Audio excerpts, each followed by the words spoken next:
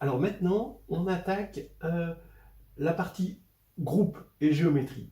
Ça, c'est un très vaste programme qui va nous occuper un petit moment dans le cadre de la leçon 191, parce que les groupes peuvent intervenir de plusieurs manières, de l'extérieur, de l'intérieur, et puis aussi quelque chose entre les deux. On va commencer par le groupe affine, bon, qui agit clairement sur la géométrie affine, et les sous-groupes du groupe affine. Qu'est-ce qu'il y a comme sous-groupe du groupe affine? Bien, il y a le sous-groupe distingué des translations, le sous-groupe distingué des homothéties.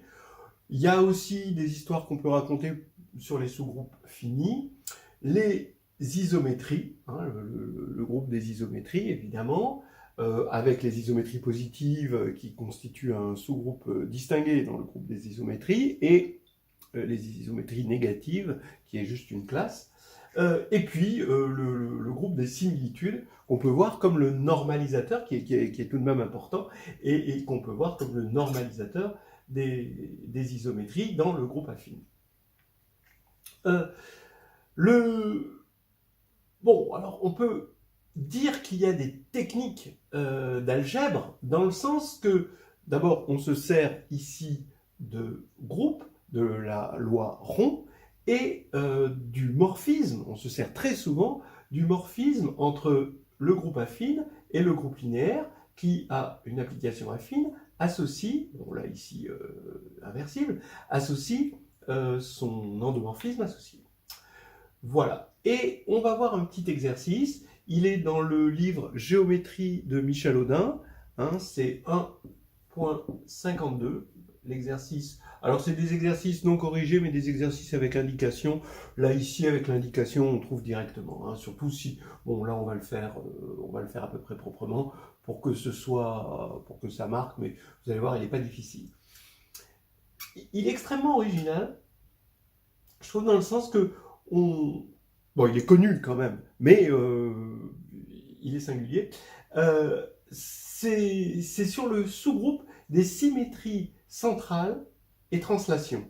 Effectivement, si on appelle phi donc ce morphisme-là, bah ici on a un sous-groupe distingué donné par identité et moins identité. Hein, c'est un groupe isomorphe à Z sur 2Z, et il est distingué dans GL évidemment, parce qu'il est central, et donc phi moins 1 de IN, eh ben, ça va être constitué de quoi? L'image réciproque de IN, on sait que c'est les translations, l'image réciproque de moins IN, on sait que ce sont les symétries centrales. Eh bien, du coup, ça va nous donner un groupe distingué, hein, d'après, puisque c'est l'image réciproque d'un sous-groupe distingué de GL.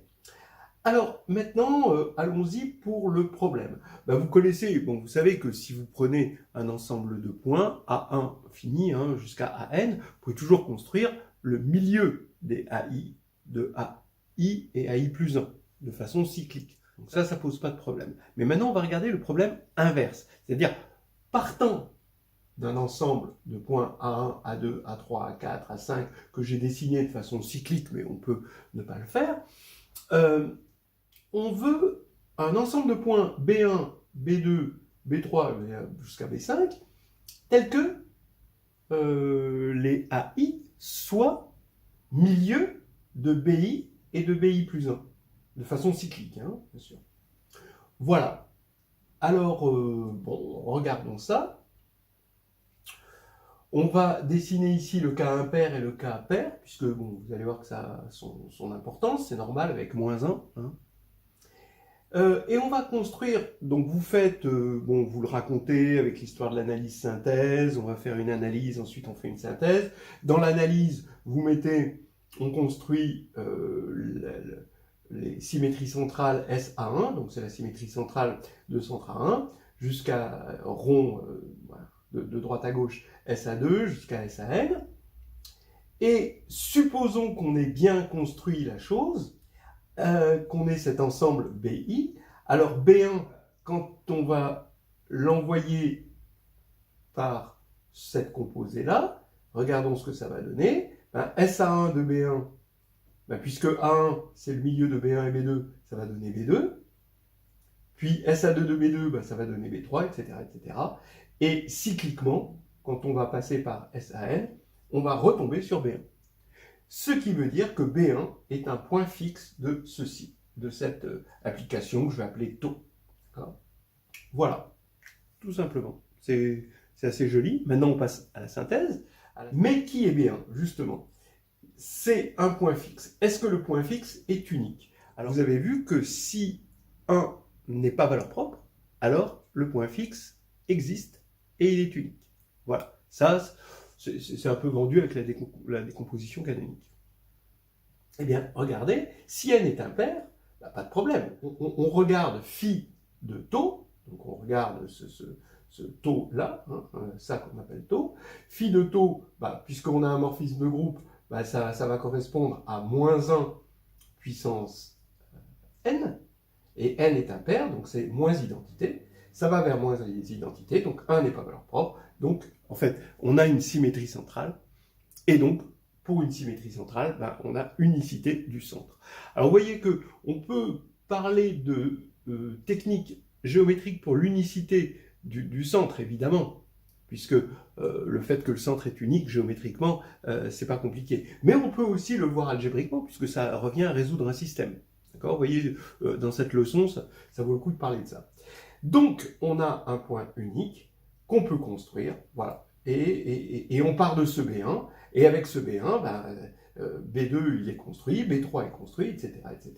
Et on va revenir sur B1, et on construit l'ensemble ordonné des points BI.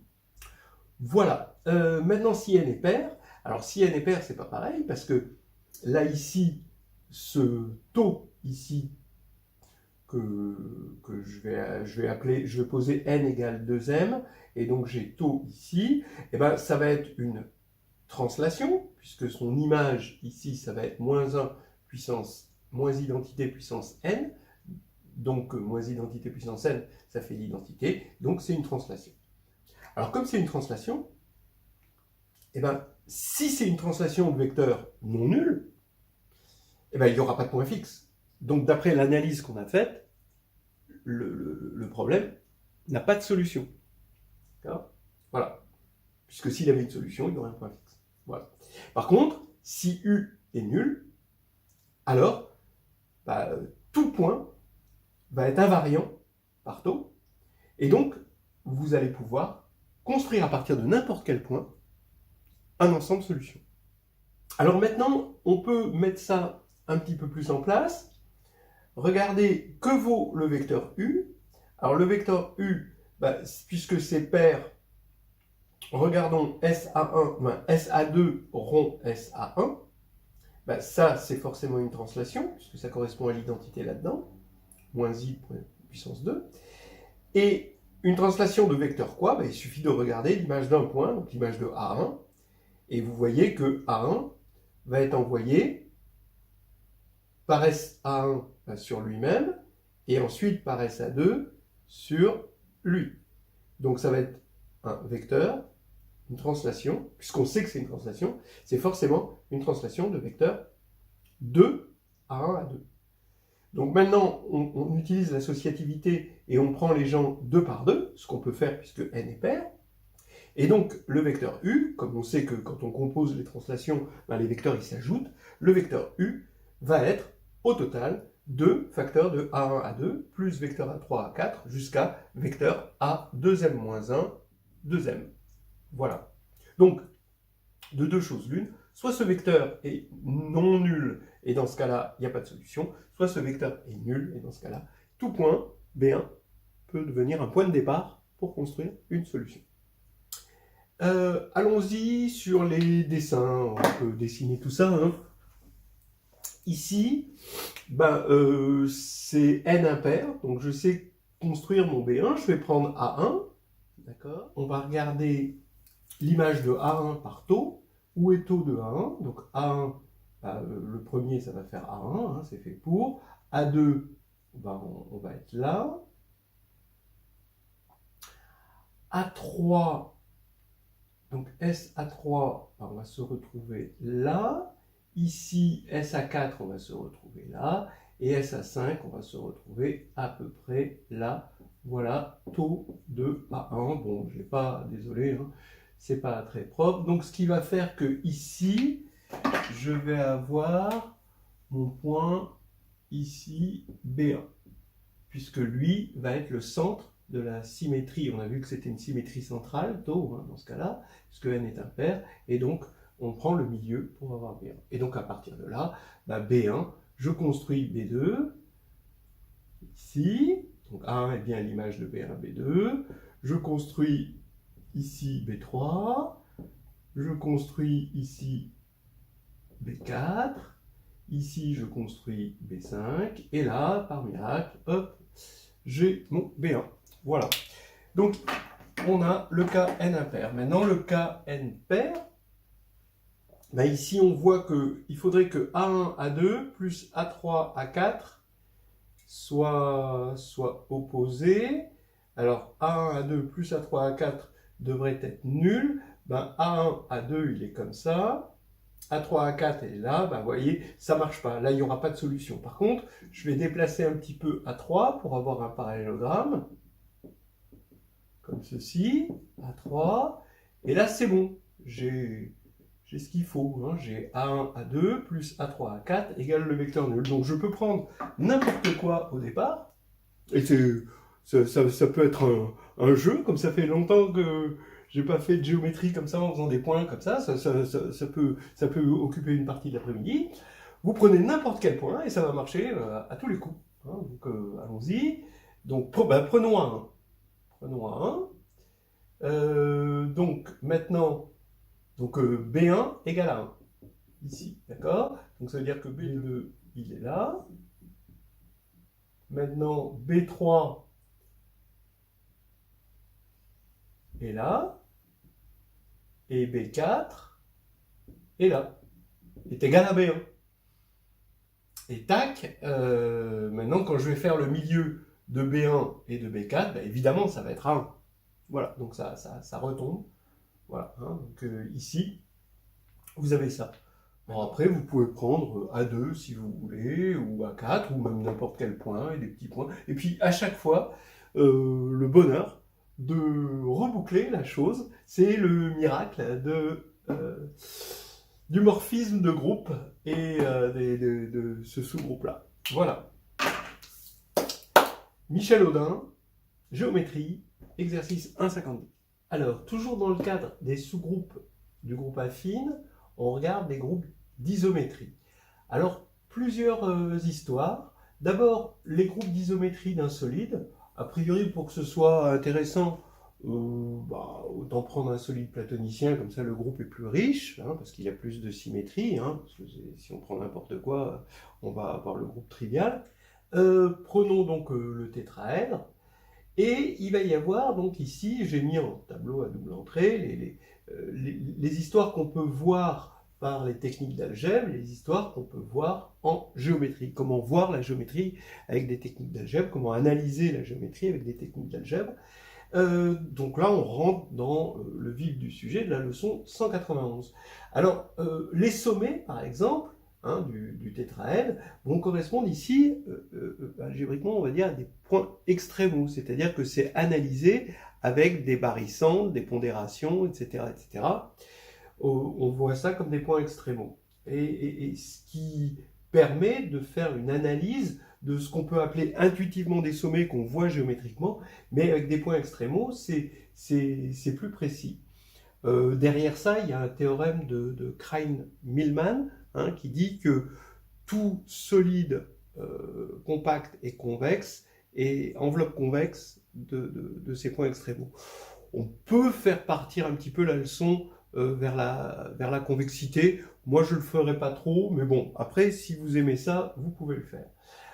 Les isométries de delta 4, c'est-à-dire du tétraèdre régulier, eh bien, si on fait agir, c'est pour ça que j'ai commencé par ça quand même, si on fait agir le groupe is sur ces sommets, mais vus comme des points extrémaux pour bien montrer qu'on a effectivement une action, alors on montre qu'on a une action de groupe sur 4 éléments ici, et on arrive, grâce à l'action de groupe, par des techniques d'algèbre, à obtenir un morphisme de is delta 4 vers S4.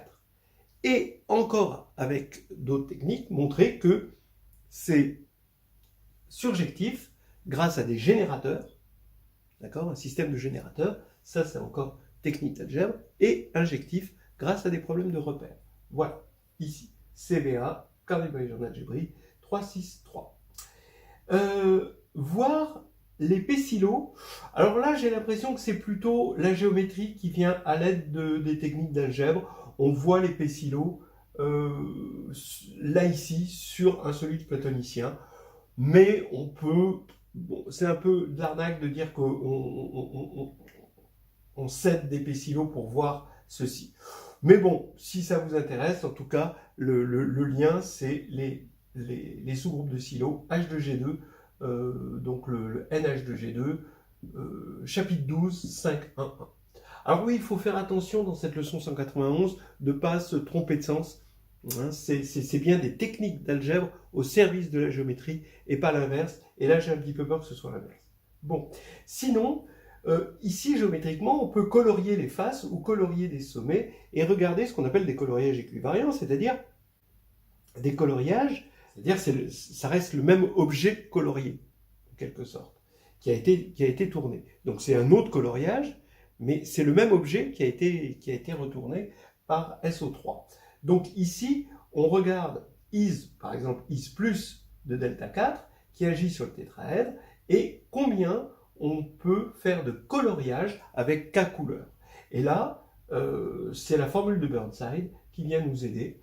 Comme technique d'algèbre, c'est pas mal. C'est dans le carnet de voyage en algébrie 3.6.6. Voilà des histoires que l'on peut placer, qu'on est obligé de rien hein, dans cette histoire. Hein. On a plein de mezzés là et on tape dedans, mais c'est comme on aime. Ok, alors maintenant, une autre histoire, toujours dans les groupes d'isométrie. On va regarder les sous-groupes finis maintenant de SO3. Ça, c'est une belle histoire. Alors, je vous conseille ici, donc, Histoire hédoniste de groupe et de géométrie, mais le tome 2, hein, celui de 2015, et c'est sur le chapitre 9. Là, c'est un petit peu plus difficile, mais c'est quand même, on s'y retrouve parce que c'est vraiment joli et c'est captivant. Soit G, un sous-groupe fini de SO3. Alors, si petit g est dans SO3, ben c'est une rotation, hein, vous le savez, donc elle a un axe. Bon, si ce n'est pas l'identité, évidemment, elle a un axe unique, et cet axe va couper, bien sûr, en 2 points la sphère unité. Donc on a 2 points qui sont de norme 1, ici, qu'on va appeler P indice G et P' indice G, hein, pour tout G dans SO3. Maintenant, on va prendre G dans grand G, c'est-à-dire c'est le sous-groupe fini duquel on est parti. Et on va dire que grand G agit sur ces éléments-là. On va les appeler les pôles de grand G. Hein, d'accord ? Donc l'ensemble, on regarde l'ensemble des pôles. D'accord ? Alors pour vous, G, c'est grand G, mais pas l'identité. Hein, on retire de là l'identité. Et on va avoir ici des pôles. Et G, grand G, agit de façon naturelle, d'accord, sur les pôles. C'est-à-dire que quand on va regarder H étant dans grand G, quand il agit sur P indice G, eh ben, c'est en fait P indice H, G, H-1, ou P', hein, donc, hein, P ou P'. Et pourquoi ? Parce que quand on va regarder HG, H-1 de H de P de G, eh ben, vous voyez bien que les H se simplifient. G de P de G, ben, comme PG est un pôle ici, ben, c'est forcément P de G, il est invariant par G, et ensuite on applique H, donc ça fait bien H de P de G. Donc c'est un invariant là-dessus, et on va bien avoir cette formule. Ce qui va nous faire qu'on a une action, et quand on va appliquer à cette action la formule des classes, donc là c'est la formule des classes, on tombe sur une magnifique formule qu'on peut retrouver, cette formule est ton ami, parce que tu la retrouves assez souvent dans les mathématiques, dans ta vie de mathématicien. C'est la formule somme de i égale 1 à r de 1 moins 1 sur ni égale à 2 moins 1 sur grand N. Alors grand N, c'est le cardinal de G, l'ordre de G si vous voulez. Et NI, c'est le cardinal ou l'ordre de tous les stabilisateurs des orbites pour cette action. Donc je vous rappelle, G agit sur les pôles de G. Voilà. On calcule la formule des classes pour cette action, d'accord, qui est finie. Et on va obtenir cette formule. On a R orbite de 1 à R. Et en fait, cette équation, c'est une équation diophantienne. Donc ça peut être aussi placé dans une leçon sur les équations diophantiennes. C'est une équation diophantienne célèbre. Et ensuite, à la fin, face aux solutions, et il y a très peu de solutions, ça va nous donner les types de groupes que l'on peut espérer avoir. Et donc, finalement, on tombe donc sur les solides platoniciens, globalement, plus d'autres petites choses comme le n-simplex régulier, vous imaginez une espèce de diamant, mais avec un polygone régulier à n côtés ici, là, et puis 2 points qui envoient ça. Voilà. Ça, c'est quelque chose de sympa. Je vous rappelle, chapitre 9 de H2G2, T2, où on monte cette action, on détaille cette équation, et ensuite on détaille la géométrie qu'il y a derrière. Voilà.